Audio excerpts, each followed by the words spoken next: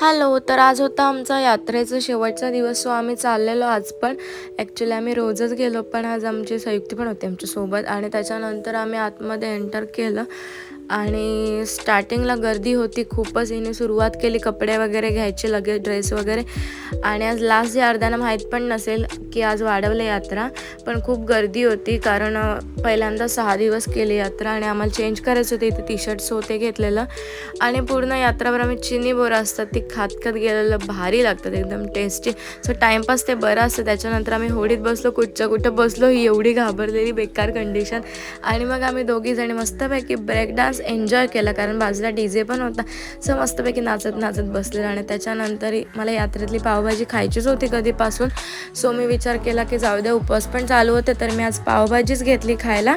आणि त्यानं विचारत होती पाहिजे का, पण त्यानं कोणालाच नको होतं. सो आम्ही दोघींनी फोकस केला पावभाजीकडे आणि